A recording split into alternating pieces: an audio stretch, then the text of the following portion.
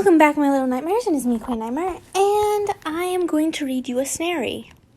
I ain't gonna lie, I've been looking for, a good, Snarry, story, and most of them are inheritance, and I already did that in another story, and I was like, where's the difference? So I came up with this one, which is called Unforgivable Promises. Snarry story. Angelisa Aurora. That's the author. It's about, with the Death Eaters becoming bolder and Voldemort's power on the rise, Harry must learn just what it takes to fight for the people he loves. It takes place directly after...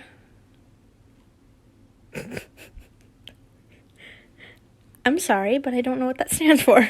OOTP. No binding charm, no creature mates, no comical potions, disasters that leaves Harry and Severus stuck together. Just time and a little understanding. AU from end of... I'm trying to think of what title that is on. OOTP. One true pairing is OTP, but I don't know what OOTP means. On / Harry Potter and Severus Snape. The story finished is 31 chapters. The story is not mine. It belongs to Ethan, who gave me the authorization to publish it on my account.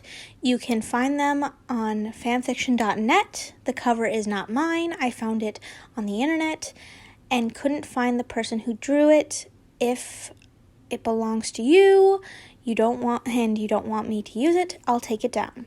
Same to me. If you don't want me to use any of your art in my videos, please let me know. Oh, crap. I closed out of it. I'm an asshole. Okay. Let's start it, shall we? Chapter 1. Oh my gosh, these are so long. For the first time in his life, Harry thought 3 weeks after leaving Hogwarts, he was almost happier locked up with the Dursleys on Privet Drive than at the school. He still recalled his first night in the Gryffindor dormitory and the first real feeling of homecoming he'd ever experienced, but he no longer wanted to be home. Hogwarts, Dumbledore, even Ron and Hermione all reminded him of what he lost. Sirius, he thought, as the familiar pang of loss and guilt swept over him. His wand and books remained in his trunk unopened since he arrived at the house. He barely even looked at Hedwig anymore, except to send out letters every 3 days. As much as he wanted to avoid thinking about anything having to do with the wizarding world, he knew that Moody and Mr. Weasley would be true to their word, and if 3 days passed without a letter from him, he'd likely look outside to see Tonks's entertaining the neighbors with her newest hair color as Moody laid siege to the house. No, the last thing he wanted was a visit from anyone. The Dursleys, though, did not know anything about what had happened in the past few months. Harry was disinclined to share. The Dursleys certainly would not ask. The peace, though, was starting to fade. His aunt had started making comments about him being even more depressing than usual, and his uncle could not resist grunting and rolling his eyes whenever Harry indulged in some well-earned self-pity. And worse, Harry knew that outside the walls of his What is wrong with my voice? I'm dying.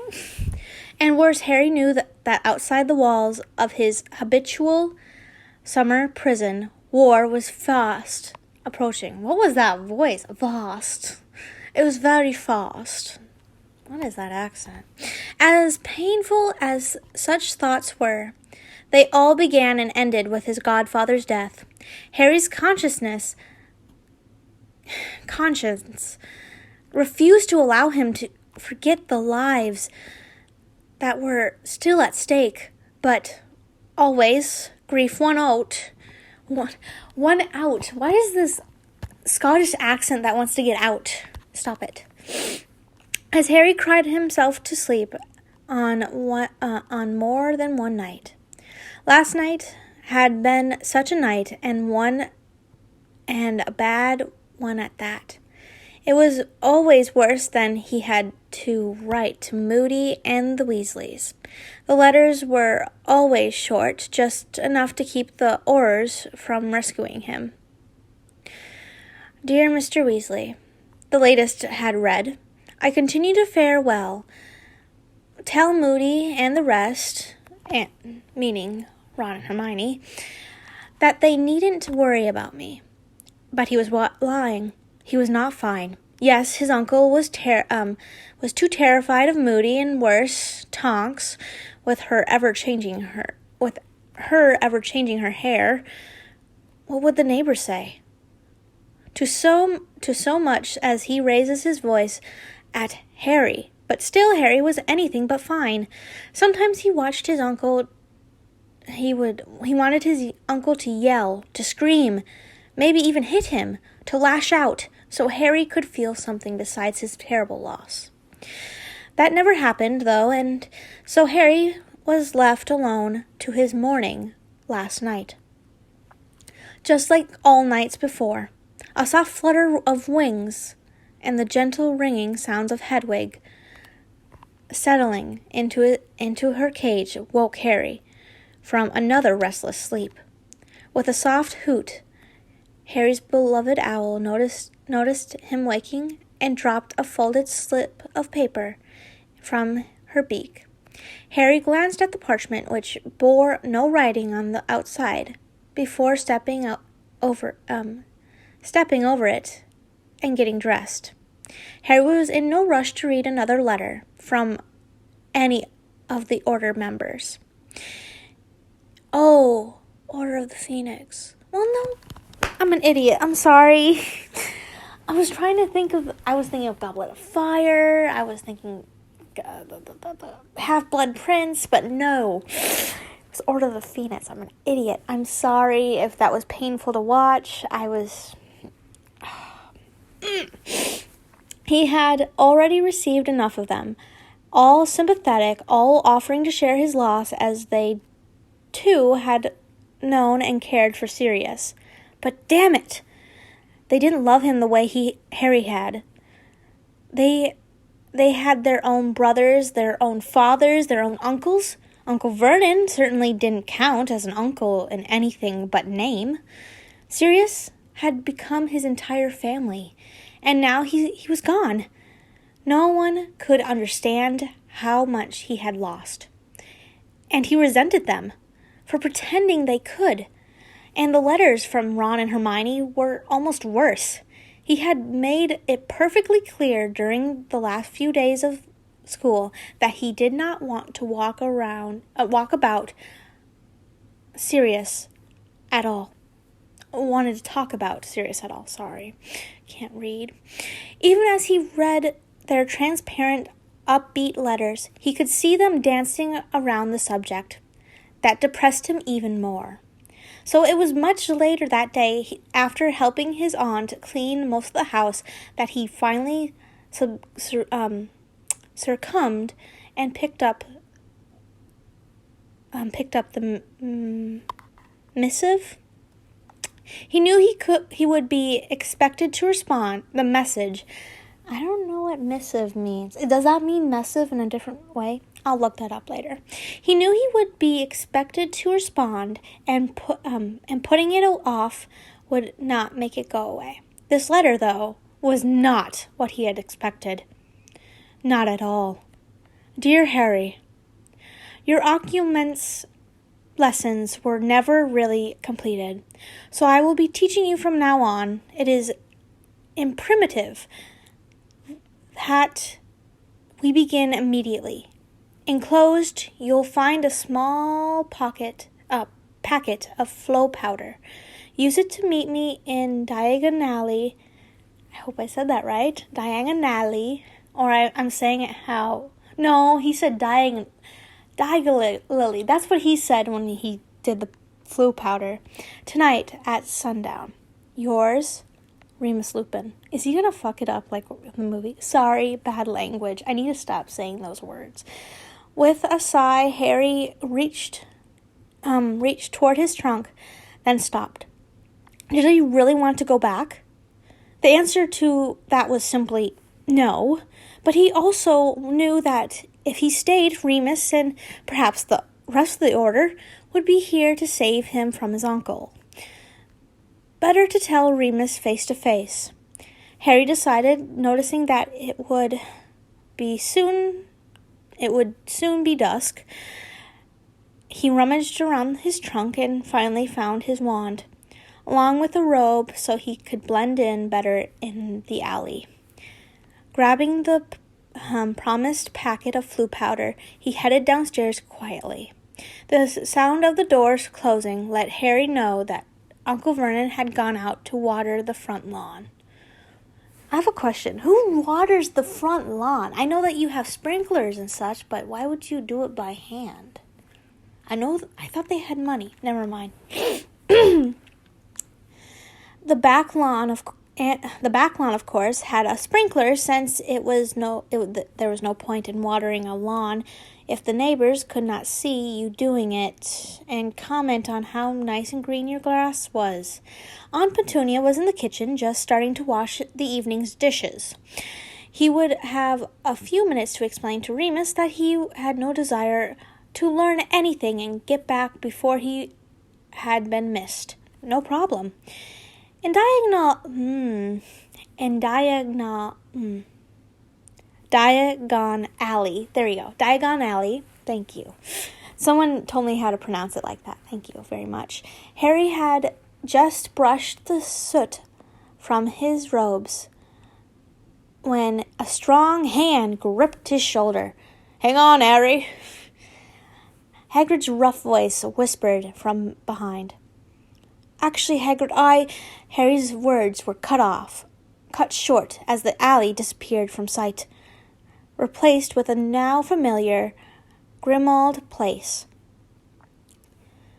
Harry turned to Hagrid as the giant stowed a brightly colored baby's rattle inside his heavy coat. "Portkey," Hagrid explained, glancing nervously about. "Where's Remus, Hagrid?" Harry explained. "I don't have much time. I'm going back to Dursley's. I came to tell Remus that..." "Not now, Harry." I don't know what that accent is, but I'm trying to do a different voice, but that just came out. Sorry. Hagrid gripped Harry gently, but with a power that Harry knew he would not be able to struggle from. "Remus sent me to get you. He's out. Everyone's out. Actually, Tonks got herself into some kind of trouble with some Death Eaters. And they went to help." Hagrid spoke as he half led, half dragged Harry to the door marked 12. The Blacks' family. I'm trying to say that's family, but I don't know how. If you're following along, just let me know. Is that a error, or is that another way? There's a lot of words maybe they're words I don't understand. I have to look up later, but okay. Was the last place Harry wanted to be. So, as much as Sirius hated the place, it did, and always would, remind Harry of his godfather. The now familiar darkness filled his heart as he gazed around the hallway. What about Tonks? Harry suddenly remembered that Hagrid told him, "Is she okay?" "Fraud, I don't know. I just come myself. When Remus gave me the poke key, and sent me after you. Everyone ran out with him. Hagrid could not hide his own concern. I'll put some food on. The giant made his way quietly into the kitchen, leaving Harry to wonder briefly what the Dursleys would think once they found him missing. He had expected to be back by now, and knew Hagrid better than to think he would convict the groundskeeper to let him leave the house without a direct order from Dumbledore. Not quite everyone left, actually. Harry flinched as Professor Snape stepped in the hallway. I benefit of being forced to hide my allegiance is not having to run to the aid of fools. Professor Snape, Harry said coldly. Snape was another reminder of things he wanted to forget, and he still held the potions master partially to blame for Sirius's death. I'm surprised to see you, Potter. Snape's sneer deepened. I expected you to be pining away at the Muggle half-wits all summer. I don't want to be here, Harry responded. I'm going back as soon as Remus returns. Potter, is that any way for a hero to act? Of course, if Black had been as willing to hide away as you are, maybe he'd still be alive. Never speak of him again. At least he died without that bloody mark on him. Harry forgot that he was talking to his fury, to who he was talking to till his fury overcame him. How dare Snape talk like that about Sirius? Snape was the one who kept gouging Sirius, prodding him and laughing at him until he finally could not stand it anymore. It was Snape's fault Sirius was so angry at being forced to hide that he had left to the ministry that night. All thoughts turned out to anger as Harry reacted. Hands balled into fists, Harry swung up at the tall teacher, landing a punch square on Snape's jaw. Harry realized what he had done immediately and began to shake in terror. The only other person in the house was Hagrid, and the giant could only do a few spells at most, despite being banned from all magic. If Snape decided to kill him, Harry knew he would be unable to defend himself. Professor? Harry stammered. Snape had not moved a muscle the whole time. He did not even look surprised or angry at what Harry had done. He just made Harry even more frightened. After an eternity, it felt like, Snape's lips curled into a smirk that only Slytherins seemed to learn before they could hold a wand. Hey, I can do that smirk. Shh, it's not a trademark. With a raised eyebrow, the professor coldly said, Stop shaking. I don't intend to punish you for that. It is, after all, not the first time I've been struck by a Potter. Your father would be proud. I imagine your godfather would be as well. Turning smoothly, the former Death Eater strode from the room, leaving Harry still shaking, to slump against the floor and slide into the nearby chair. Damn him! Harry fumed as his fear of retribution subsided. It's not retribution. It's retribution.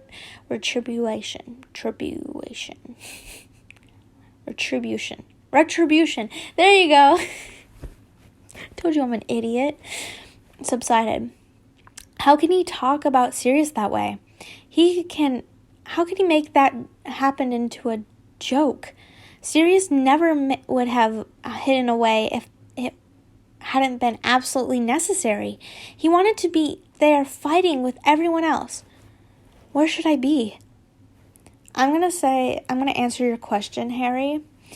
How can he talk about Sirius that way? I'm pretty sure that Sirius would talk about him that way if he died.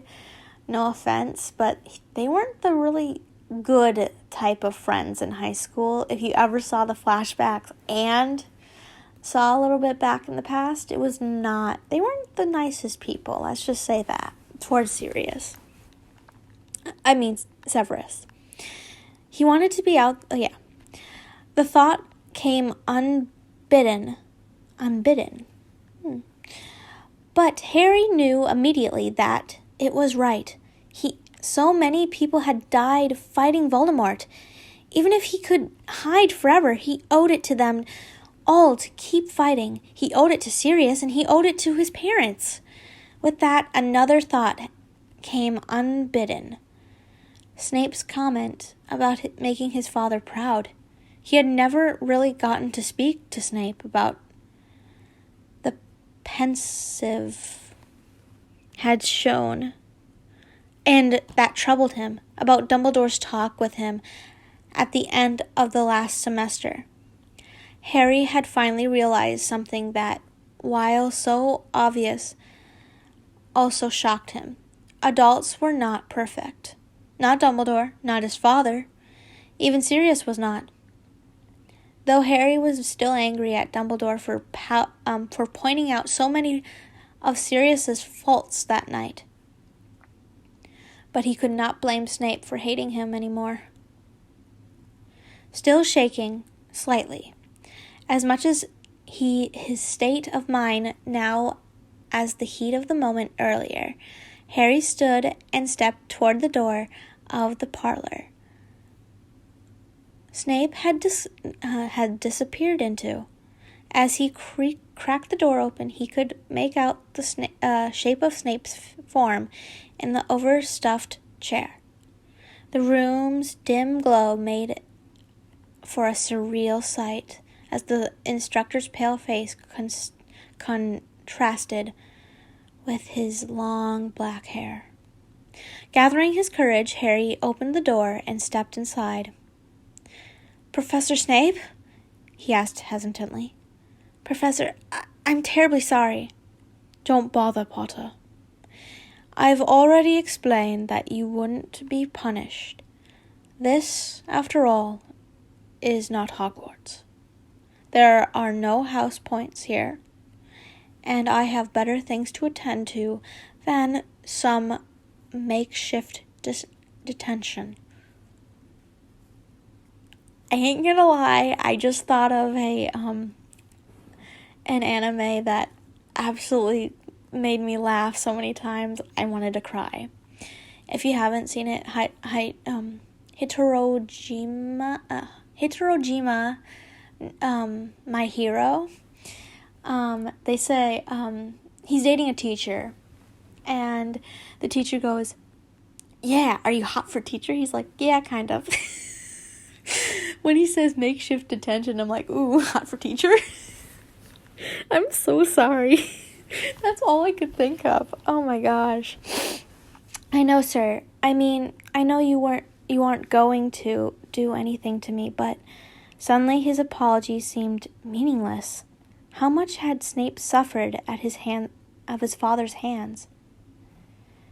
What he had seen in the pensive had been bad enough, but he knew from Sirius and Remus that was just one day in a long line of humiliations, and now he had done the same. He knew the danger Snape put himself in by betraying Voldemort, but Harry had thrown Snape's mistake of years past in his face before following it with a physical blow. As hard it was to think that Snape might have emotions, Harry knew which attack must have hurt Snape more. Harry's voice was very small as it stumbled through the darkness between them. I'm sorry. He was no longer talking about what had happened in the hallway. Not entirely. Harry could see the potions master's eyes on him, the whites reflecting in the darkness. Close the door behind you, Potter. Harry obeyed slightly. My heart just skipped a beat, oh my gosh, what's happening? Harry obeyed silently, leaving the older man in the dark parlor and heading into the kitchen to find Hagrid. All right, Harry, Hagrid asked. Harry nodded. I just ran into Professor Snape in the hall. I didn't expect to see him here. Oh, right, I'd forgotten was still here. Too dangerous for him to do anything direct against you-know-who. Harry nodded again and sat down at the table. You sure you're all right? Hagrid looked concerned. I'm sorry, Hagrid. I'm okay. I'm just worried about Tonks. She'll be all right. Why did I turn Australian? I'm not trying to do an accent. I'm just trying to read it at the same time as thinking of Hagrid, and I just went Australian. I don't know what it was. I gave up. She'll be all right. She's tough, isn't she? Harry smiled weakly. The pair sat in silence for some time.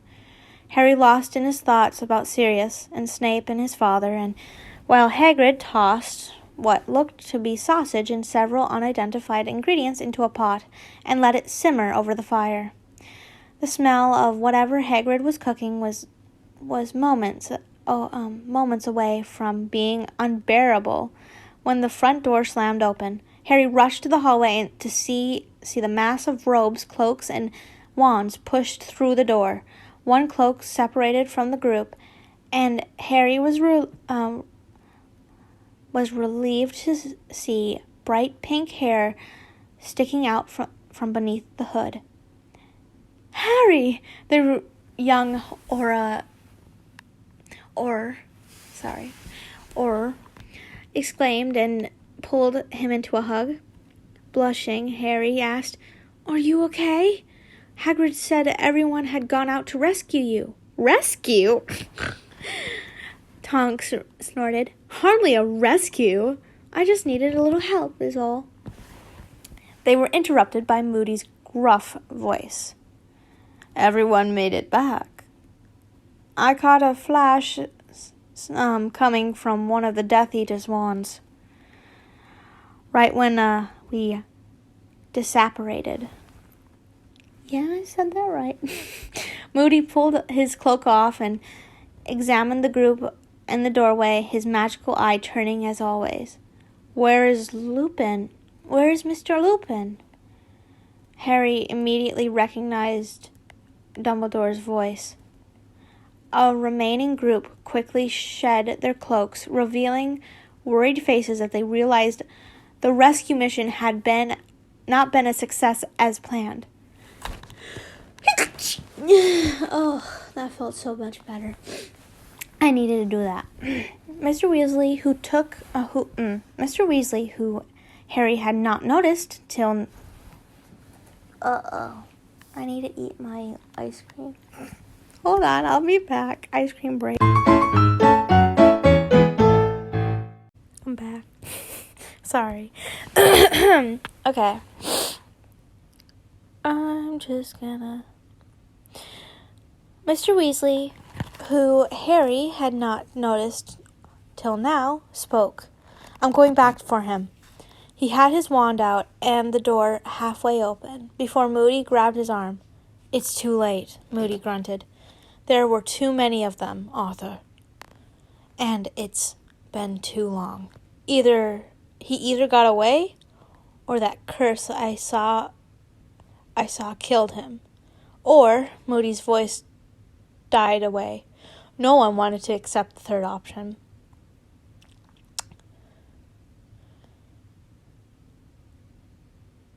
Wait, why don't they want to say that he was captured? I think that's the best option than the second one, right? I refuse to accept that, Mrs. Weasley said. My goodness, the ice cream hit me wrong. By the way, my mom ate my donut, so I ate some of her ice cream so that there's only less than a centimeter of ice cream left. Don't eat my donut, so that's all I'm going to say. I refuse to accept that, Mrs. Weasley said.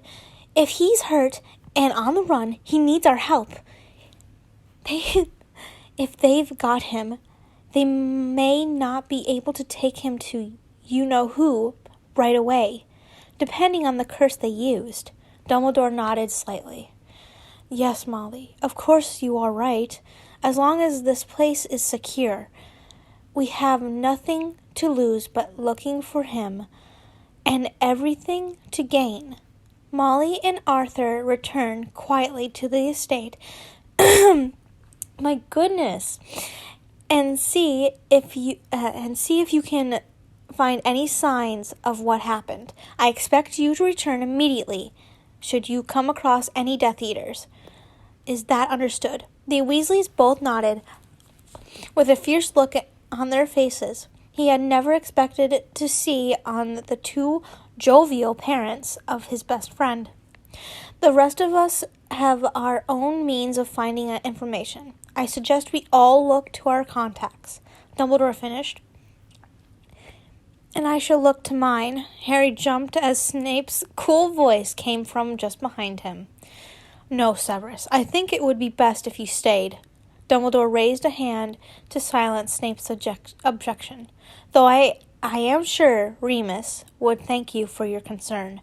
Snape gave a snort in reply. If Lupin has been taken by a Death Eater, it is quite possible that the Dark Lord will allow me to be present at his torturing. The group, especially Harry, winced at Snape's directness. Typical Slytherin. Shut up. It's true, but shut up. The author is literally jabbing. Because if you look at the font, if you're following along, it's slanted and a different font too. Typical Slytherin. Like, dang, you don't do that with anything other than like jabbing at a Slytherin. I don't think I ever saw it other than that, like jabbing at a Slytherin. Typical Slytherin, Harry thought, and immediately regretted it. It is also quite possible that I will be asked to administer Veritaserum. As much as I dislike doing Lupin a favor, I can see to it that the potion kills him quickly. Harsh words, but even Harry knew that death would be a favor to anyone being questioned by a Death Eater. No, Severus. Dumbledore shook his head again. You are far too skilled a potion master for Voldemort to believe you would accidentally kill someone as important to him as Remus. If you did that, your life would be forfeit, and he would certainly look to question you next. I will not put you both in that danger, and yes, I do know that you are in danger now. However, Dumbledore's face looked pained. Everything Remus knows, you know also, but there is much that you know that Remus does not. If you must be questioned, it is better for us, better for all the Wizarding world that it be Remus. The old man gestured to the others gathered, who quickly donned their cloaks again and headed into the night. Dumbledore prepared to leave as well. I almost returned I must return to Hogwarts. I have artifacts that may allow me to scry Remus's location. Severus, in the meantime, I ask you to once again take over young Mr. Potter's occlumency. What is an occlumency lesson?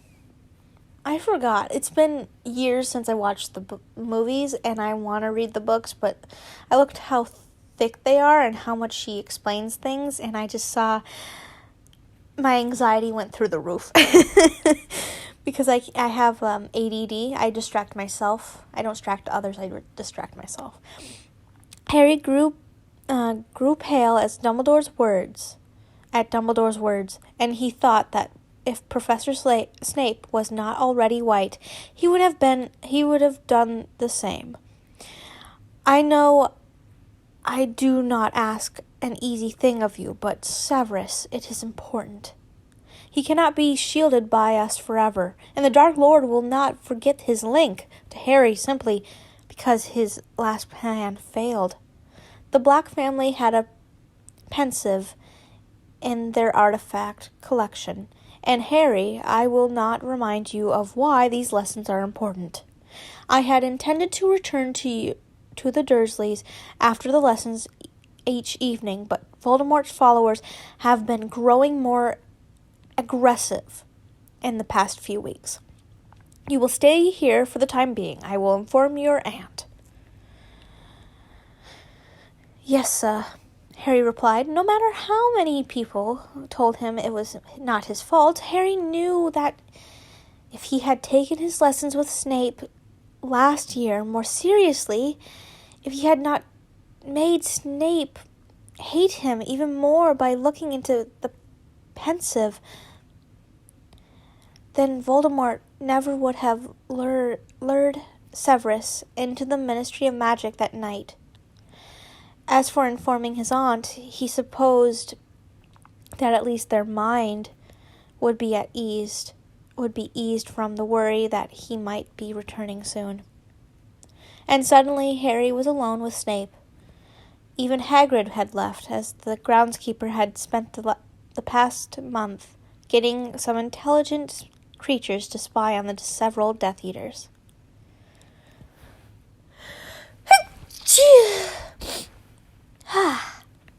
Well, Mr. Potter, once again you will have the opportunity to fail, to impress me with your mediocre skills. With a spin, robes were flowing around him. Snape turned around and headed back into the parlor. Paula, I never said that in a sentence before unless I was watching the Peppermint Patty or reading it. A bit unsure of himself, that's what the book's called. A bit unsure of himself, Harry remained in the hallway, as it always was when dealing with Snape. The decision to hesitate was wrong. Exactly what are you waiting for, Potter? Creevy is not here, so you will have to get used to coming into rooms without a photo being taken of your grand entrance. With a sigh, Harry entered the parlor and sat down across from the imposing teacher. Confused, Harry realized that the pensive Dumbledore had spoken about was nowhere to be seen. Perhaps in the attic? In order to protect one's mind from intrusions, Snape began as soon as Harry had sat down. Sir? Harry dared to interrupt. Surely Snape was going to use the pensive. The pensive. Do not interrupt, Potter. The pensive is not here, as the pensive is not needed. We will not be performing any magic tonight. Snape's lips curled into a dark sneer. Do you really want to be connected to my mind? Should the Dark Lord discover I am a spy for the headmaster? Harry started. But he can't find you here. Can he? Professor? Snape reminded him calmly. Professor. Snape reminded him calmly. He can't find you here, can he, Professor? Honestly, living with those muggles has destroyed what little of your brain existed. He does not need to find me. The mark is enough to bind me to him, and he can use it at his will. There is no hiding from it. Harry shivered at the surety in his tone. Now the potions master was eyeing Harry.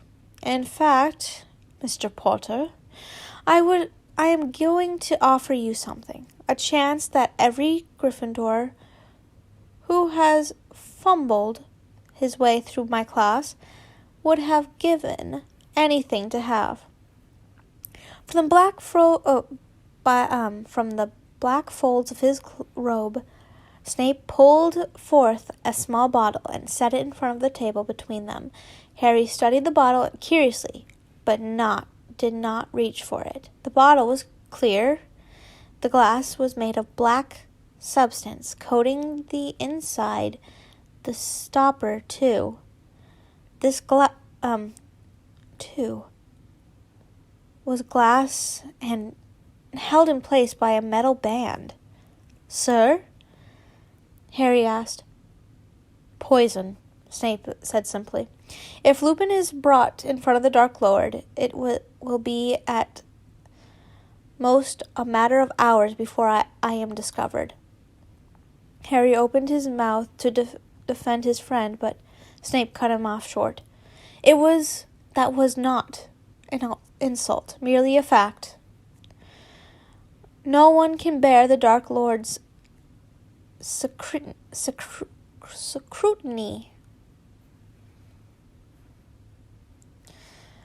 Words. English is hard, and I speak it so for long.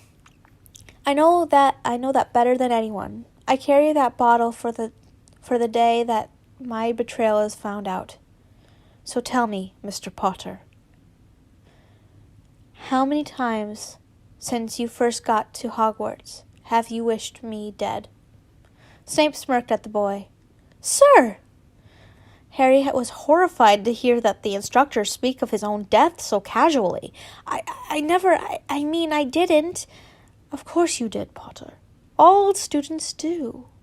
The mark of a good teacher is the fear and hatred they instill in their students. Snape chuckled without mirth. Honestly, Mr. Potter, you never wished the evil potions master any harm? Never hoped for the day when you could turn the tables on me and make me suffer? Snape was baiting him, and Harry knew it, but Harry refused to rise to it. He simply agreed. Yeah, well, sir, I suppose I have, but as you said, it's only a silly fantasies of a student. And he continued.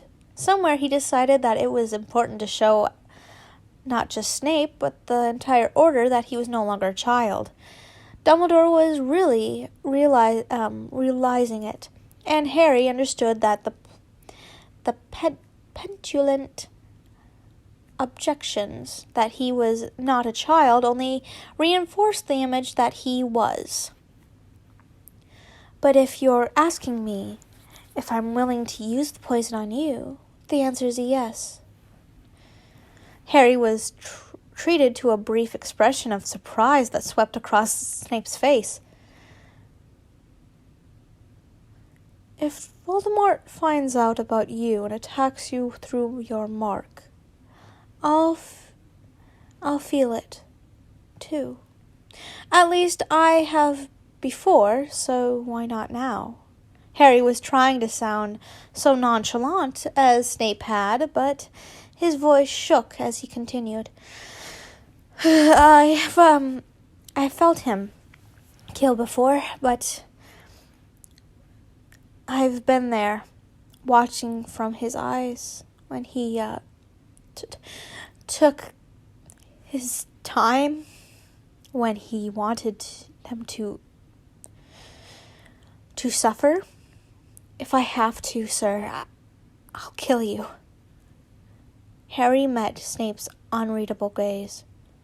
May I never have to make a promise like that again.